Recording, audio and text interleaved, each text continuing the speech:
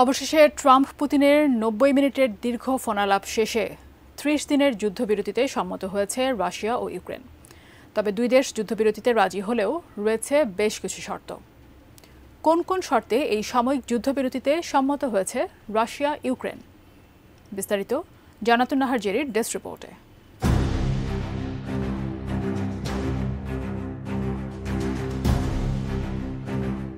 ইউক্রেনে স্থায়ী যুদ্ধবিরতি নয়, শুধুই জ্বালানি অবকাঠামোতে হামলা বন্ধে রাজি হয়েছেন রুশ প্রেসিডেন্ট ভ্লাদিমির পুতিন, সেটিও মাত্র ৩০ দিনের জন্য।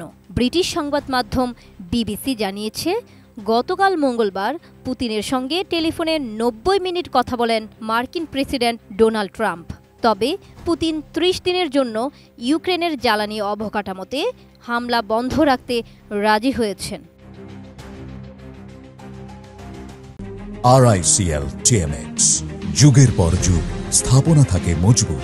ট্রাম্প পুতিনের ফোনালাপ শেষে গতকাল হোয়াইট হাউস ও ক্রেমলিন উভয়ের পক্ষ থেকেই বিষয়টি নিশ্চিত করা হয়েছে। বিবৃতিতে বলা হয়েছে, রাশিয়া এবং ইউক্রেন উভয়েই কৃষ্ণ সাগরে সংঘাত বন্ধ, সেনা প্রত্যাহার এবং নিরাপদ জাহাজ চলাচলের ব্যাপারে একমত হয়েছে। পাশাপাশি বাণিজ্যিক জাহাজকে সামরিক উদ্দেশ্যে ব্যবহার করা হবে না বলেও প্রতিশ্রুতি দিয়েছে। দুই দেশ একে অপরের জ্বালানি অবকাঠামোয় হামলা না চালানোর বিষয়ে সহমত প্রকাশ করেছে। মার্কিন যুক্তরাষ্ট্রের প্রেসিডেন্ট ডোনাল্ড ট্রাম্পের উদ্যোগে সৌদি আরবের রাজধানী রিয়াদে রাশিয়া ইউক্রেন যুদ্ধবিরতি সংলাপ শুরু হয়। যুক্তরাষ্ট্র, রাশিয়া ও ইউক্রেনের সরকারি প্রতিনিধিরা সেখানে উপস্থিত ছিলেন। তবে রাশিয়া ইউক্রেনের প্রতিনিধিরা মুখোমুখি বৈঠকে বসছেন না। যুক্তরাষ্ট্র এক্ষেত্রে মধ্যস্থতাকারীর ভূমিকায় রয়েছে। যুক্তরাষ্ট্রের প্রতিনিধিদের সঙ্গে বৈঠক করছেন তারা। কৃষ্ণ সাগরে হামলা বন্ধের ব্যাপারে ঐক্যমত্যে পৌঁছানোর ব্যাপারটি নিশ্চিত করেছেন ইউক্রেনের প্রতিরক্ষা মন্ত্রী রুস্তেম উমেরভভ। রিয়াদে ইউক্রেনের প্রতিনিধি দলের নেতৃত্বে রয়েছেন তিনি। তবে ওয়াশিংটনের ঘোষণা দেওয়ার পরপরই ক্রেমলিন জানিয়েছে, রাশিয়ার ব্যাংক, উৎপাদক এবং আন্তর্জাতিক খাদ্য ও সার বাণিজ্যে জড়িত রপ্তানিকারীদের উপর নিষেধাজ্ঞা প্রত্যাহার না করা পর্যন্ত কৃষ্ণ সাগরের যুদ্ধবিরতি কার্যকর হবে না।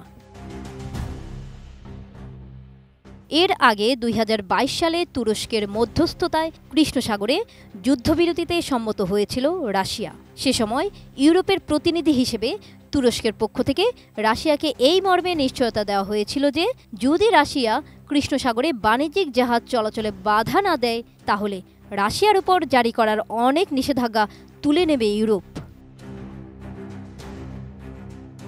মূলত ইউক্রেনের গম, ভুট্টা যেন কৃষ্ণ সাগর পথে নির্বিঘ্নে ইউরোপে পৌঁছাতে পারে, সেজন্য প্রস্তাব করা হয়েছিল এই বিরতি। রাশিয়া তাতে সম্মতও হয়েছিল, কিন্তু ইউরোপ তার নিষেধাজ্ঞা প্রত্যাহারের প্রতিশ্রুতি না রাখায় ২০২৩ সালে এই যুদ্ধবিরতি চুক্তি থেকে নিজেকে সরিয়ে নেয় Russia. জানাতুন Nahar Jerry, ATN news.